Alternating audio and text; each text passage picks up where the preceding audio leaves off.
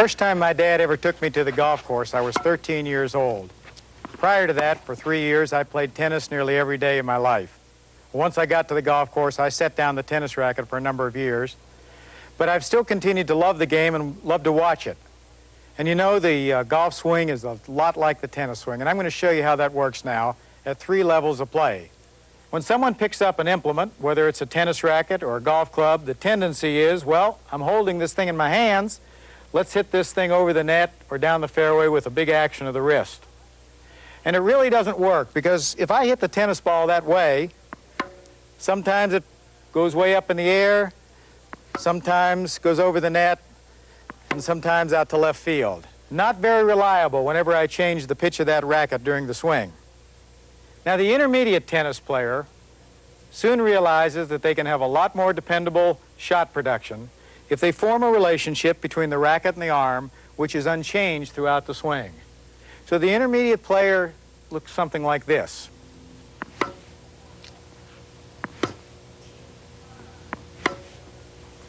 It's fine to hit every shot over the net, have most of them land in play, but if there's no power, there's not a lot of fun, and you're not going to beat a lot of folks. So once the intermediate player establishes that relationship and makes this stroke, if they want to go up to the advanced levels, they have to use the feet and legs. So the advanced tennis shot is an action very much like the advanced golf shot, in that the lower body leads the action. The fixed, established relationship stays the same through the shot, and we get a lot of power.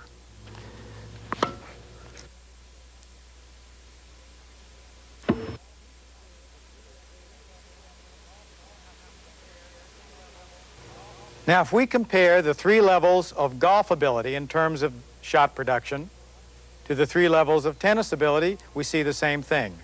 We see the beginning golfer go out to the course, lock the knees, and try to do the whole thing with the wrists.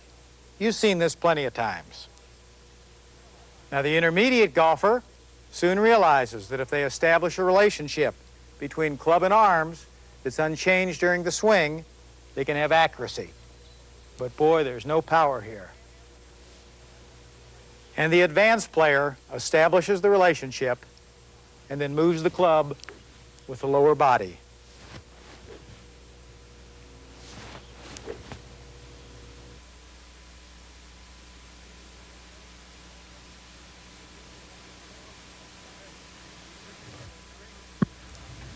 During the demonstration of these shots, you will hear a number of terms used repeatedly relative to the stance and club face position.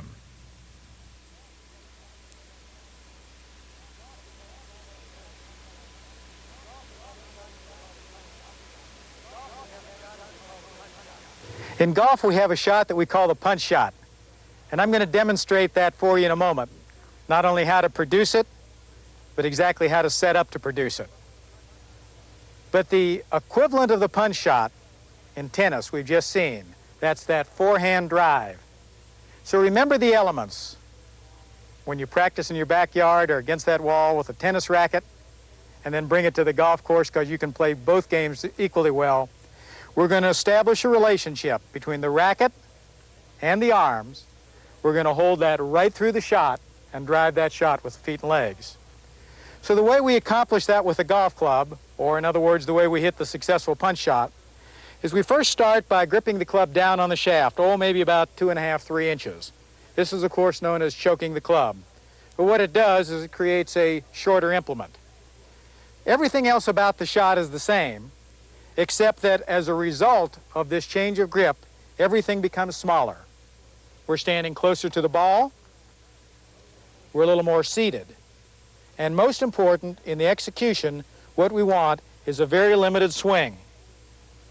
Now, the backswing is contained, but the drive with the feet and legs is full and powerful. So watch these points as I hit these punch shots. Controlled backswing, drive with the feet and legs.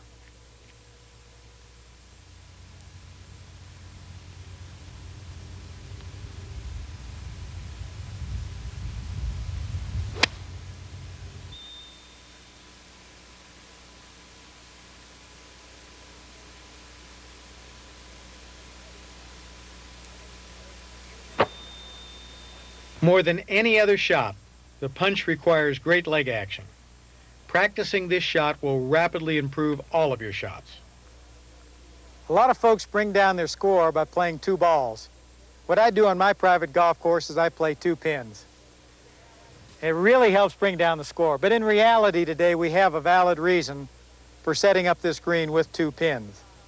You see, if we look at the shot on the left, what we have is we have a very narrow margin because we have a tree on the left and we have the pin cut very close to the left-hand side of the green.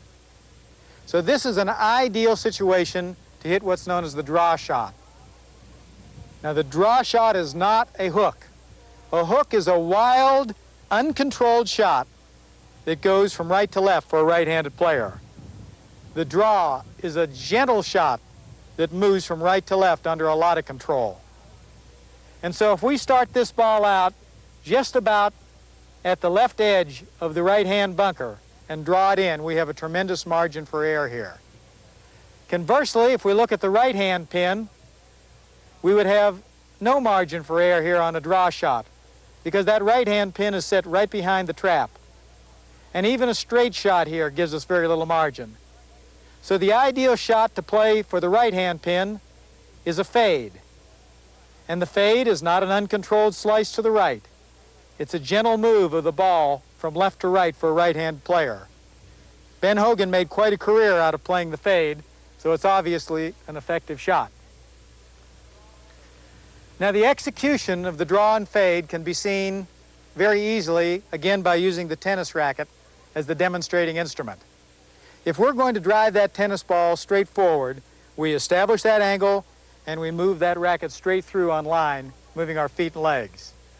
If we want that tennis ball to go down and to the left, really hook cross court, what we do is we still keep the same angle, but we bring that club up and over, and we would be hitting the tennis equivalent to the golf draw. Conversely, if that tennis opponent hits the ball short, we want to come into the net, hit what's known as a chip shot in tennis, or the equivalent of a fade shot in golf. We still keep the angle, we don't change the swing, but we change the angle of attack, and that would be equivalent to the fade shot in golf. So let's start with the draw. Now, in this particular shot, if I were playing this shot absolutely straight, I would select an 8-iron. But the draw is going to go a little further than the straight shot, just the nature of the way it moves through the air. So I've got a 9-iron. Now, to produce the draw shot, we have to make a couple little minor changes in our setup, and then the swing remains exactly the same. The first thing that we do is in making the grip, attaching ourselves to the golf club in the draw shot, instead of bringing the left hand over and down with the space between the 2 tendons directly on top of the shaft, what we do is we make a slight adjustment of turning that left hand slightly to the right, about 1/4 of an inch. And that in turn turns the right hand slightly to that clockwise direction. Now, the second adjustment is in the stance itself. Instead of using the normal open stance that we would use to hit a 9-iron in a straight flight pattern, we close the stance ever so slightly. And what this is going to do is change the angle of attack where the club is going to come across the line, impart a gentle left-hand spin, and bring that ball in from right to left. So with those 2 minor adjustments and no change in our swing, here's what the draw looks like. After I get in proper position to hit the draw shot, my key thought, perhaps more on the draw than any other shot, is keep that chin back. That allows me to make the full inside turn, make the good aggressive move at the ball, and still keep the club inside the line. Now that we've taken a look at the swing itself, let's take a closer look at the relationship between the club head and the ball. Because the stance has been altered, we see that the path is more from the inside. And this inside path, striking across the ball, produces the right to left spin and the beautiful draw flight. When we fade the ball, we're going to lose a little distance. So as we look at the right-hand pin here, which is set up ideally for the fade shot, if I were hitting that shot in here as a straight shot, I would select an 8-iron. But in this particular case, I'm going to hit the 7-iron because the fade is going to travel, as I said, a little less far. Now, to produce the fade shot, we make a slight adjustment on our grip, just the opposite of the draw change. Instead of coming in, over, and down with the tendons directly over the club shaft, we move the left hand very slightly, 0.1/8 to 1/4 of an inch, over to the left hand side. And of course, that positions the right hand more on top of the club. The second adjustment is made in the setup. Whereas for a draw, we were closed. For a straight shot, slightly open. For the fade, we're going to open the stance even more. This changes the angle of attack, where the club will come straight down the line with the blade slightly open, come on the inside of the path, put a slight right-hand spin for a controlled fade.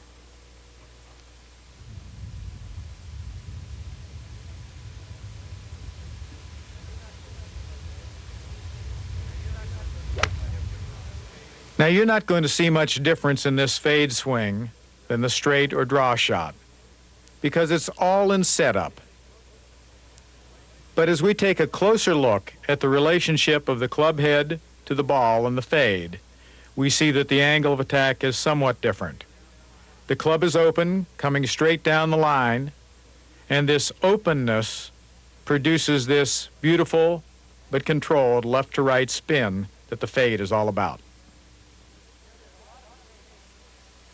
You know, there's a lot of occasions, particularly when you're playing with any kind of wind, because whether it's side wind, tailing wind, or into the wind, you want to keep the ball down low. And so there's a lot of occasions to hit what we call the knockdown or low shot in golf. Now, as we know, we only have one golf swing, and that's that automatic golf swing that you've already learned. So how are we going to hit the ball low? We're going to change the angle of attack. And the way we do that is merely make a little adjustment in our original starting position. So in this case, I'm using a 6-iron. But as you'll notice, when I set up this shot and move the ball back to the right in my stance, which will be easy to see, what we've effectively done is remove some of the loft out of the 6-iron. So we're hitting really the loft of, say, a 4-iron. Now, there's no other changes in the swing, the action, the head position, everything remains the same. Except if you'll notice that that ball is well back to the right foot. What we're going to do now is show you how to hit the ball high. Now, this is really obvious. If to hit the ball low, we move the ball back in the stance, all we've got to do to hit the ball high is play the ball forward. Remember that this shot is struck just like every other shot in golf, with our one basic swing, only modifying the starting position. So the proper starting position for the high shot is just the opposite of the low shot. We move the ball well forward in the stance. And therefore, we've created a situation where this 6-iron no longer will have the loft of a 6-iron at impact, but maybe of a 7 or an 8-iron. Now watch as I hit the shot, that the action remains exactly the same. So that you can use these shots to your greatest advantage, we're going to take a look at some sample situations that apply to the various specialty shots. When the pin is on the left and you have a big opening on the right, you'll certainly want to draw the ball in. Much greater margin for error. If there's trouble on the right, there's certainly a lot more reason to draw the ball in from right to left, away from the trouble. And both of these advantages or advantageous situations become enhanced if the wind is coming from the left to control the draw and keep it from overshooting to the left. If the pin is on the right with a big margin on the left, let's fade the ball in there. If we have trouble on the left side of the green, that's all the more reason to fade the ball. Perfect example would be a sand trap on the left side of the green. Now, if there's a wind from the right, it's going to protect us and give us all the more reason to select the fade for this shot. The low shot is used when we want to bring the ball under an obstacle that's relatively close. For example, we have a tree that's close. We can't get the ball up and over, so we play the low shot under the tree. But primarily, the low shot is used in any sort of a windy condition. We don't want to get the ball way up, either downwind or upwind or crosswind, so we select the low shot for most windy situations. The high is just the opposite. If the obstacle is some distance away from us, we're much better off playing the ball up and over that obstacle rather than trying to hit the knockdown shot under it. Another situation that's ideal for the high shot is if the pin is on the very front of the green. Let's bring that ball in nice and high and let it drop softly if we don't have much green to work with.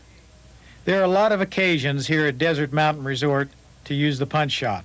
For example, if I've driven the ball on a short par 4 up into within, say, 90, 100 yards from the green and really want to control that second shot, what I'll do is select a longer club, choke it down, get more spin on the ball, and hit the shot under more control.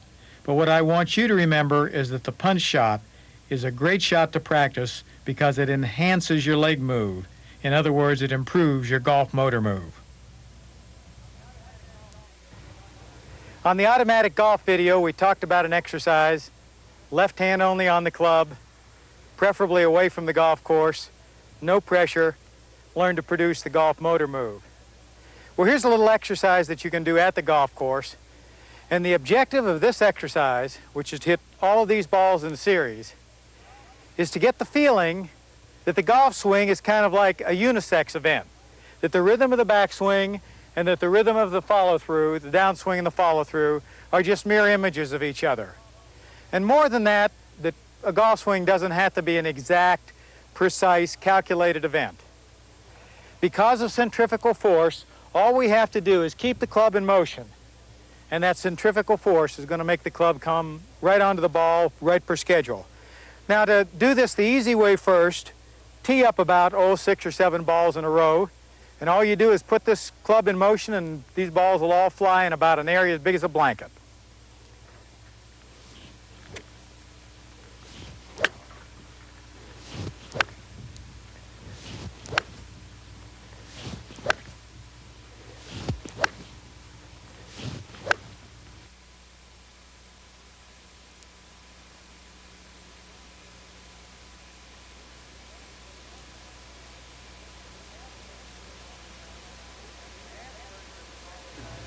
Now, the advanced version of this exercise, we remove the tees, maybe put another ball or 2 down in line, and same action.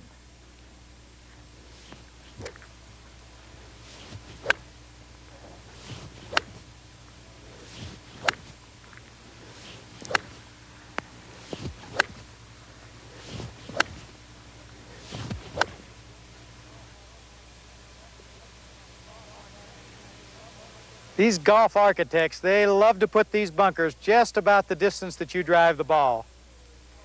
Well, fortunately, when this ball goes into a fairway bunker, it's probably going to come in at a low trajectory, it's going to bound, and it's going to sit up pretty well. And as an automatic golfer, you're well prepared to play this shot anyway, because the rules of golf say you're not allowed to sole this club in the sand trap. And since in every full shot we hit in automatic golf, we keep that club off contact, we're just light years ahead.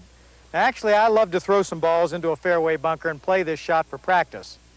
Because to play this shot well, it's just like the punch shot. You must drive with your feet and legs. If you try to scoop this thing out with your hands, you're just going to be nowhere. So what are the elements? The automatic golf swing, keeping the club off contact, shin pointed to the right, and this thing will come out of there just like it was sitting in the middle of the fairway.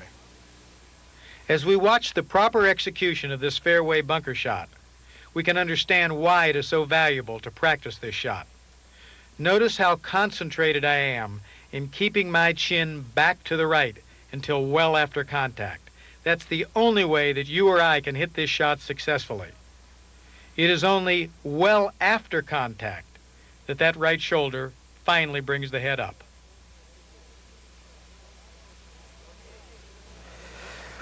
Well, gee, this is a fortunate situation.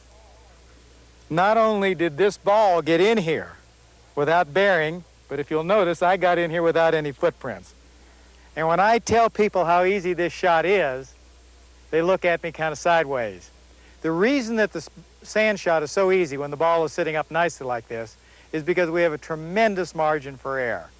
It doesn't make any difference whether we contact the sand 2 inches behind the ball or 2.5 or 3 inches behind the ball. As long as we make this club pass under the ball, that ball is going to come out nice and soft and land up somewhere near that pin. Now, in the process of making it easier for the club to go under the ball, you'll notice that I've rolled the toe way to the right. In other words, I've opened the blade of the club. And therefore, the overall height of the club is much lower and will pass under the ball that much easier.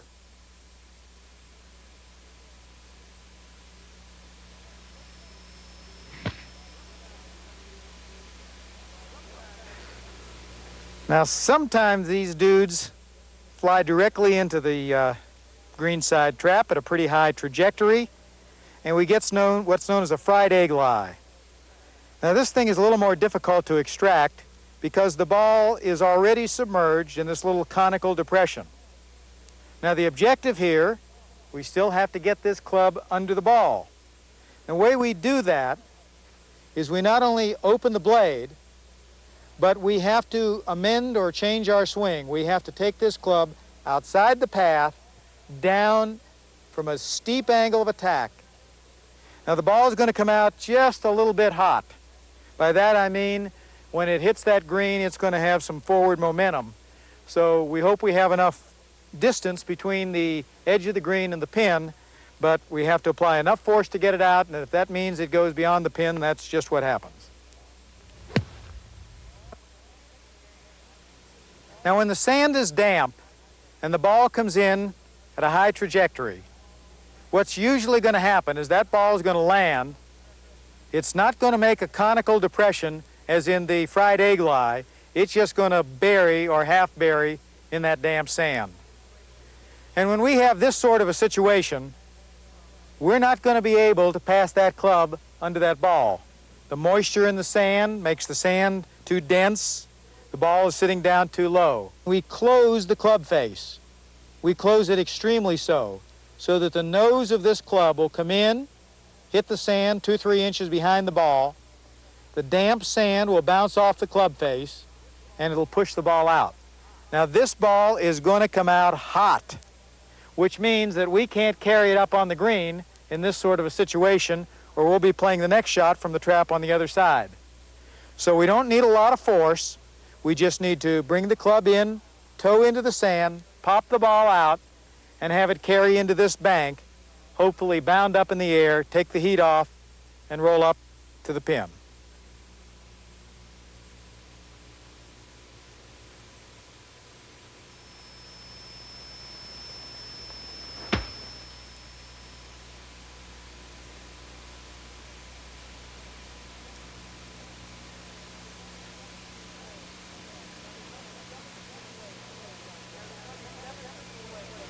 Now, there's only 17 ways that this shot could have happened. Ball could have hit on the bank, rolled down to the lip of the trap. Ball could have hit on the far side of the trap, rolled clear across the trap to the lip. Ball could have landed just where it is. Your opponent could have come up and placed the ball in that position, and I guess there's at least a dozen or so more. But actually, this shot is not too threatening. We're going to apply the same principles here as we've applied to the shot if the ball were sitting up in the middle of the trap. That means that we're going to extract the ball by passing the blade under the ball. What it is unlikely that we're going to do is pass the blade under this bank. So this blade is going to come pass under the ball.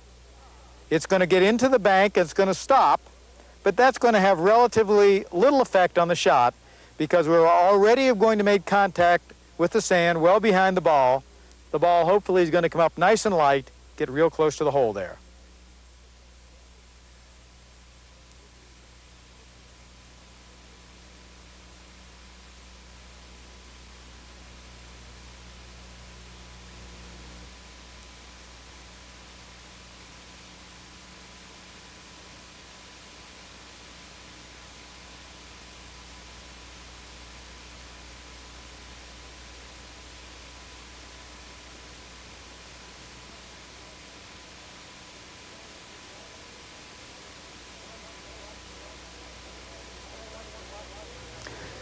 What I want you to watch for as I hit this little pitch shot is that I use the automatic golf swing, nothing changes, except I do it with a nice, slow, easy tempo. Just let that ball float off the blade of the club and approach the hole without a lot of backspin.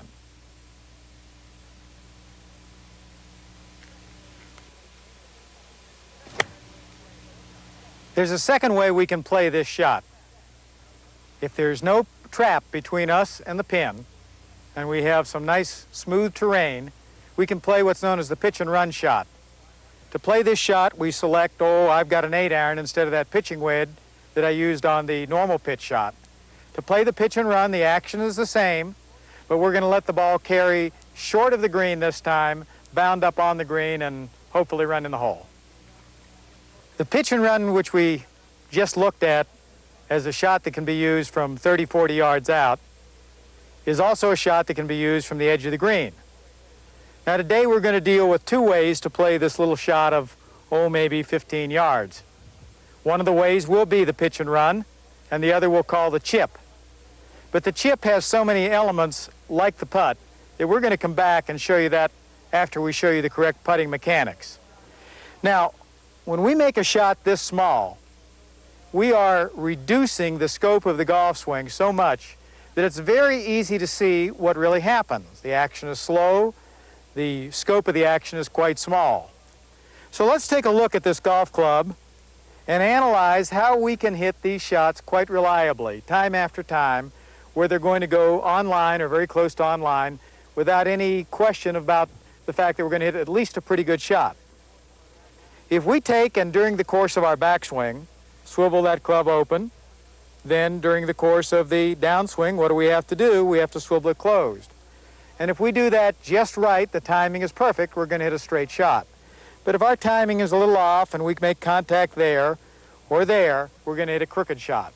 So the first element of having a good, reliable short game is to make certain that that club stays on line during the course of the whole action.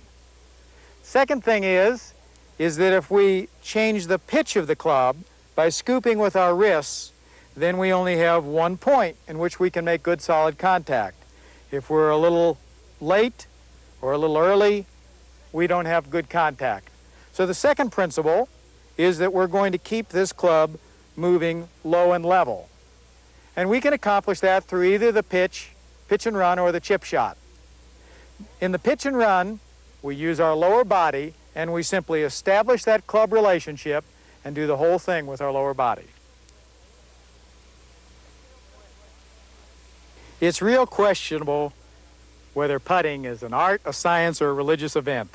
But no matter what it is for you, the first thing you got to do is know your putter intimately. And the first thing that you'll notice about this putter of yours is that if it's made properly, that there's loft built into the putter. In other words, we have a degree of angle away from the shaft in the same way we would with a 2 or a 3-iron.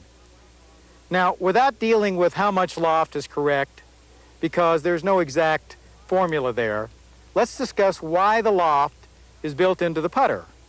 If we're trying to roll the ball along the ground, it seems that there'd be no reason to have the loft.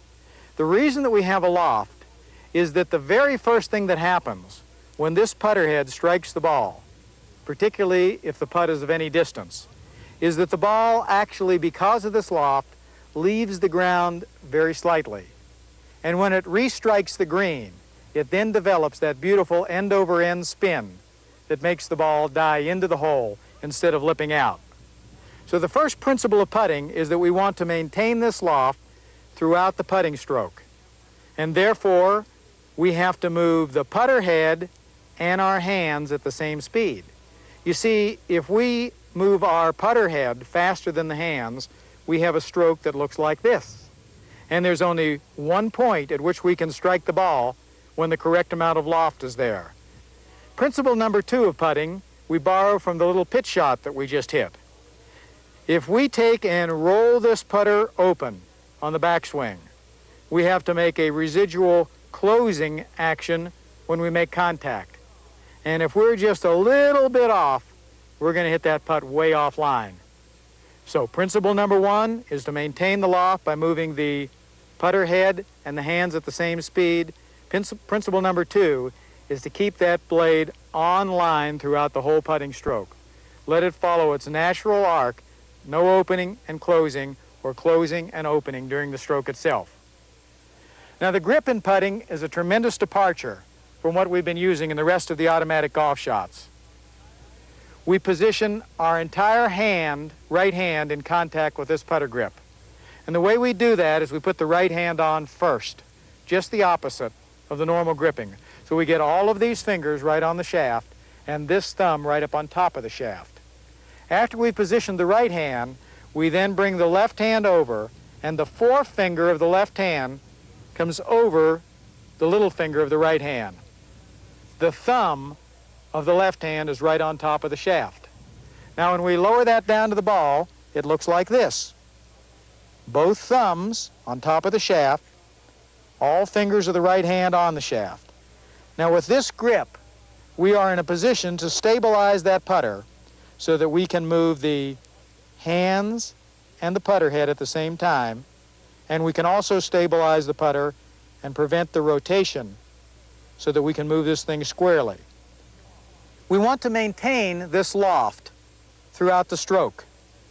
So if we move our hands way here, we've eliminated or actually created a negative loft on this putter, and that won't work. The ball will be pinched into the green, and if it does hit the hole, it'll tend to skip out. And if we move back here, we've changed the loft of the putter too. So we put our hands directly over that putter head so that the natural loft of the putter remains. Now, the action of the putt is super simplicity. We simply move the putter head and the hands at the same speed, and the ball rolls beautifully.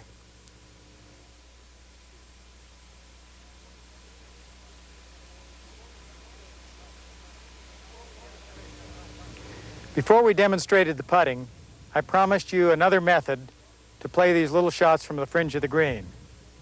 Now, we've already showed you the little pitch and run shot. What I'm going to show you now is the chip using the putter grip. Now, from this distance, on these little easy shots, you should hole out pretty frequently if you use this method.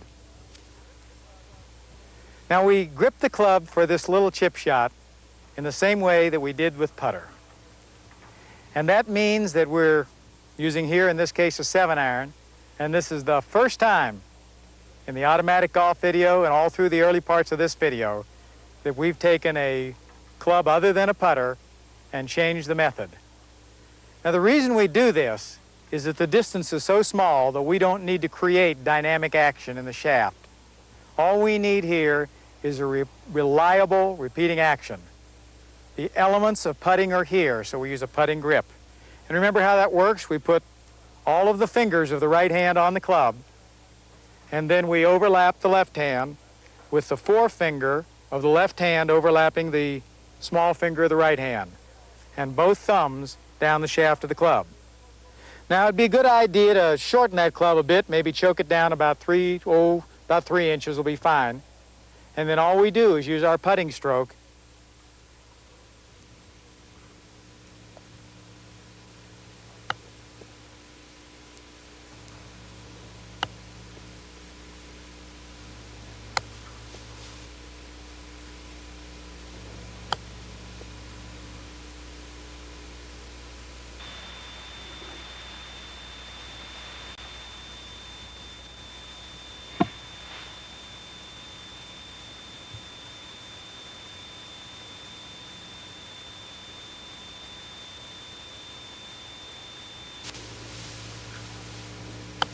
You know how the song goes. I get by with a little help from my friends.